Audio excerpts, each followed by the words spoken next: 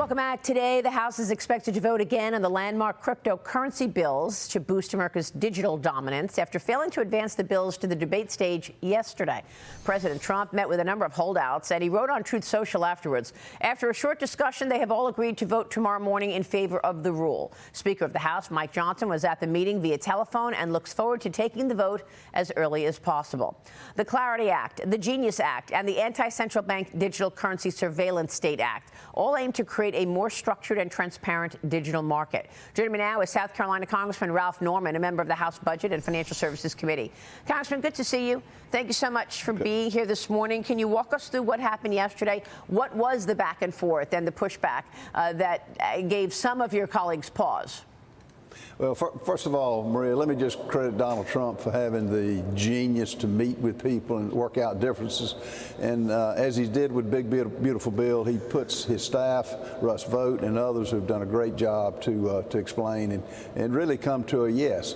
What President Trump did on cryptocurrency yesterday was basically hear out the 12 that just didn't agree with it. Most of it centered around creating the central bank digital currency bank, which caused some pause. The other was on the Clarity Act, who regulates it, the SEC of the commodities future market.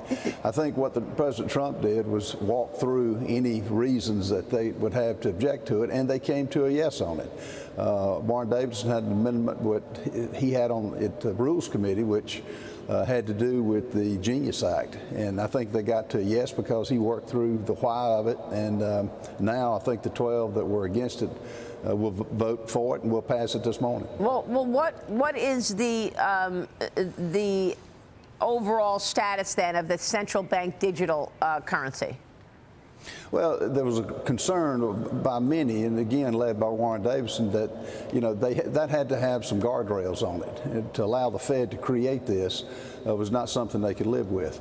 Now, I hadn't seen the final language on what they came up with, but evidently it was agreeable enough to vote for the bill. That's good. Okay, Vice President J.D. Vance also cast another tie-breaking vote yesterday in the Senate. He pushed the $9.4 billion rescission bill forward. 3 Republicans, including Susan Collins, Lisa Murkowski, and Mitch McConnell, voted no. They were voting with the Democrats, forcing Vance to come in with that late-breaking tie. Lawmakers are now moving to the debate stage there. Another vote-a-rama will take place where an unlimited number of amendments can be offered, and they face a Friday deadline to send that bill to the president's desk. Congressman, what are your thoughts and expectations there? Well, he started out with $9.4 billion in the rescission package. I think it centered, the $400 million centered on the PEPFAR, which were started under the Bush administration for funding for AIDS and other humanitarian projects. I think we'll probably end up with the $9 billion, which, to be honest, is more than I thought the Senate would approve. I was ready to vote against it if it came back with substantial cuts, but to have $9 billion across the threshold is the green light for us to even have more. We ought to have one of these, at least 1 or 2 a month until we get this the frivolous spending down, and I think we will. Well, that was very positive. Luke Ball, jump in. Congressman, let me tee this up real quick. I'm appreciative to you and those in the House Freedom Caucus, those aligned with the Conservative Partnership Institute, who have been so staunch on making sure we cut spending. For context, the last time Congress passed a balanced budget, I was 5 years old. The last time we passed mandatory savings, I was 2 years old. We live in a different environment right now under the Trump administration, where we have Republicans in the majority of the House, the Senate, and the White House. Why is it so hard to cut, and why are Republicans in the Senate seemingly stripping out funding, or rather stripping out spending cuts every time we get a bill through that House? Well, and that's been the problem. The House is delivering. The Republicans are together. Now, a few of us in the Freedom Caucus has led the way to fight as long as we can fight to get more cuts, to make the bill better. At the end of the day, we come together.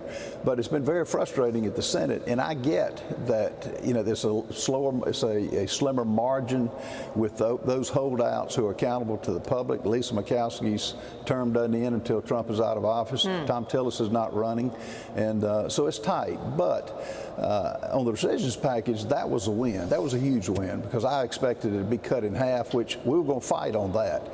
But to come back with $9 billion again into $400 million on the PEPFAR, and I understand the concerns, a lot of it with the public broadcast system in rural markets for senators, but it's a big win today, and I'm excited about it, and more to come. And that's a big number, $9 billion in cuts for sure. Look, how refreshing to have a business person in the Oval Office.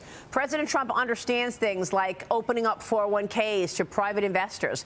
Everybody and private companies, everybody wants to get their hands on private investments right now. And he's over there trying to do an executive order today on opening 401ks to that. We'll talk about that coming up in the show, but also doing all these deals on trade. The president just struck a new deal with Indonesia. Exports now facing a 19% tariff, down from an initial 32% tariff announced by the president.